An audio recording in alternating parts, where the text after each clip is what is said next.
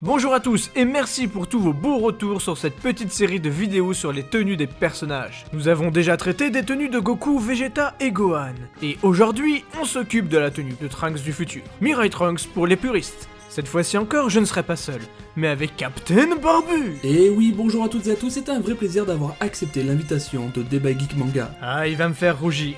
Les tenues de Mirai Trunks étant assez peu nombreuses, j'ai décidé d'intégrer également les tenues secondaires pour cette vidéo. Bon, commençons avec sa première tenue, constituée d'un petit débardeur blanc et d'une couche culotte bleu marine.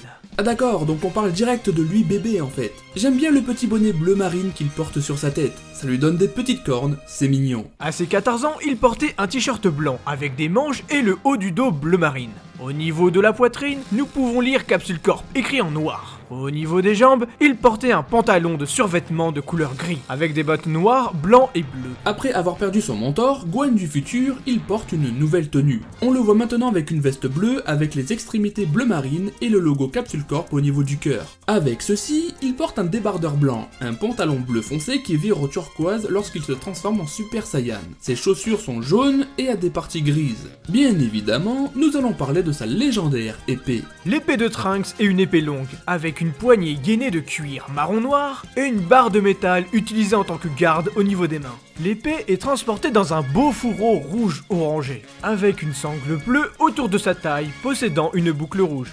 Sa ceinture, elle, est marron avec une boucle jaune. Dans les pages couleurs du manga, son t-shirt est cette fois noir.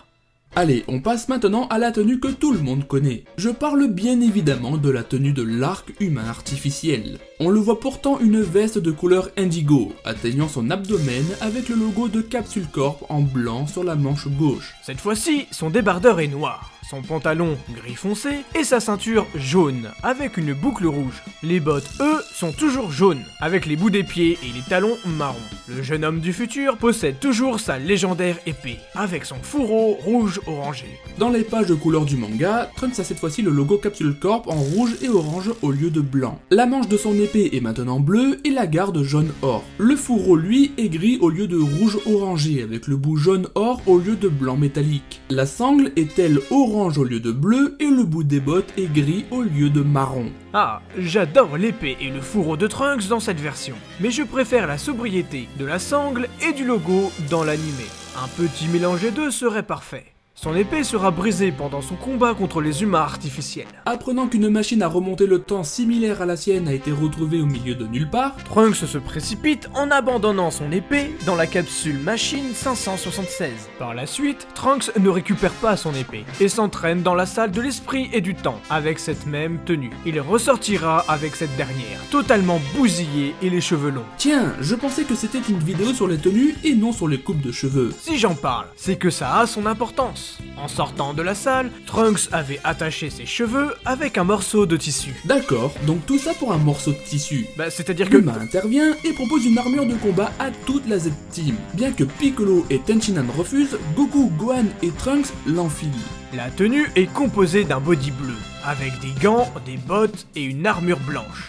Les bretelles, la partie abdominale, le bas du dos de l'armure et le bout des bottes est jaune. Pour plus d'informations sur la tenue de Vegeta, je vous redirige sur notre vidéo sur sa tenue. Par la suite, Trunks affronte Cell, forme parfaite avec cette tenue, et déchirera son tissu, attachant ses cheveux, pendant sa légendaire transformation. En attendant que Goku et Gohan finissent leur entraînement, Trunks porte une tenue plus décontractée, avec un pull noir, une ceinture blanche et un pantalon violet. Dans les pages couleurs du manga, le pull de Trunks semble plus être bleu foncé et le jean bleu clair. Il enfilera de nouveau la tenue de son père pour s'entraîner une seconde fois dans la salle de l'esprit et du temps et pendant le Cell Game. Pendant le Cell Game, il reçoit une violente attaque lui transperçant le haut de l'abdomen, faisant un trou dans son armure, mais également dans son corps.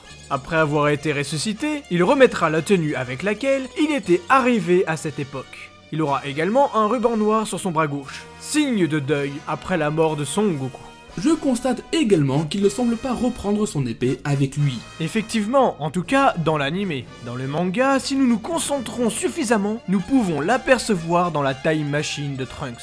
Quand il part en finir avec les humains artificiels de sa timeline, il enlève sa veste. Cela nous révèle qu'il porte une montre à son bras gauche. Mais la porte-t-il depuis le début? Mystère. En effet, Trunks semble être un fan de montres. On le verra avec 3 montres différentes. Celle-ci à aiguille et 2 autres avec un écran permettant de localiser des zones voulues. Mais l'avait-il derrière les gants de son armure? Avant de revenir dans la timeline principale, Trunks revêtit de nouveau les vêtements de son père. Il affrontera Cell avec cette tenue.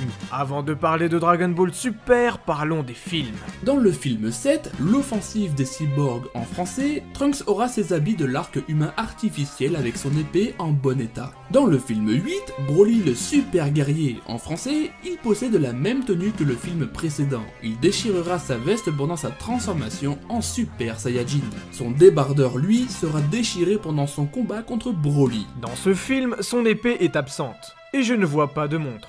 Dans le film 9, Les mercenaires de l'espace en français, Trunks porte la même tenue que les films précédents, à l'exception que cette fois, les manches semblent avoir été arrachées de sa veste. Pendant la deuxième partie du film, il enlève sa veste et récupère son épée, qu'il n'utilise pas. Nous pouvons également le voir avec un costume rose, avec un nœud de papillon bleu pendant le générique de fin du film 9. Dans l'OAV, le plan d'extermination des Super Saiyajin, en français Jap, Trunks porte la tenue de son père. Allez, c'est parti pour Dragon Ball Super. Pendant son flashback, nous voyons qu'il a porté comme Sangohan la tenue des Kaioshin, avec une veste de Kaioshin bleu marine, une chemise Kaioshin bleu ciel, un pantalon de Kaioshin bleu ou blanc et des bottes de Kaioshin rouge. Il possède également Pareo orange autour de sa taille. Il portait cette tenue pendant son apprentissage en tant qu'assistant Kaioshin.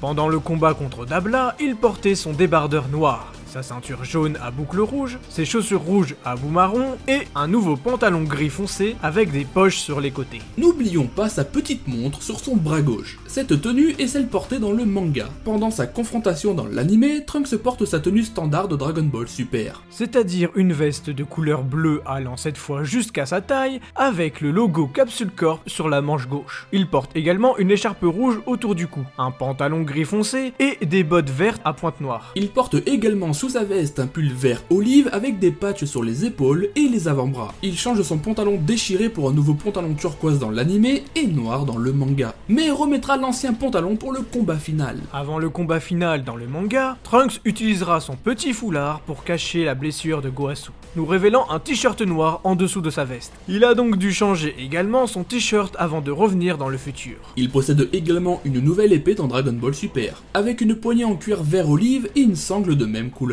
La garde est en argent avec les extrémités recourbées vers le haut. Le fourreau, lui, est rouge et ne possède plus de finition en métal au bout. Cette épée sera également cassée pendant son combat contre Zamasu fusionné. Contrairement à son ancienne épée, il l'abandonnera dans le manga et la gardera dans l'anime. Ah, on me dit dans l'oreillette qu'il l'aurait toujours dans le manga, mais comment l'a-t-il récupéré? Dans la timeline principale, il aura 2 nouvelles tenues.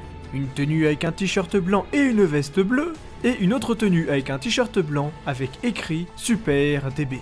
Pour en finir, dans le tome 5 de Dragon Ball Super, on voit une photo où Trunks porte une veste de couleur vert olive et un t-shirt blanc. Bon, je pense qu'on en a fini avec Trunks du futur. Nous aurions également pu parler de ces tenues dans les jeux vidéo et dans Dragon Ball Heroes. Dites-nous si cela vous intéresse. Mais avant, parlons de nos tenues préférées de Trunks du futur. Alors pour ma part, ma tenue préférée de Miracle Trunks est lorsqu'il a le débardeur noir contre Broly. Grosso modo, c'est la même tenue qu'il porte lorsqu'il va éradiquer C17 et C18 dans sa timeline. Ma tenue préférée à moi est celle du film suivant, le film 9 avec Bojack. J'aime beaucoup la veste de Trunks avec les manches déchirées et les cheveux longs. Il a également dans ce film un air sérieux que j'aime beaucoup. N'oubliez pas de nous donner vos tenues préférées de Trunks du futur dans les commentaires. Et n'hésitez pas non plus à aller visiter la chaîne de Captain Barbu. Au menu, des what if, des présentations de personnages et plein d'autres contenus. Il a récemment atteint les 10 000 abonnés et c'était un réel plaisir de l'avoir sur cette chaîne. Merci à Débat Geek Manga pour cette superbe collaboration. On espère très sincèrement qu'elle vous a plu et bien sûr, si c'est le cas, abonnez-vous à cette chaîne qui propose un contenu riche en connaissances Dragon Ball. Et sur ce, salut!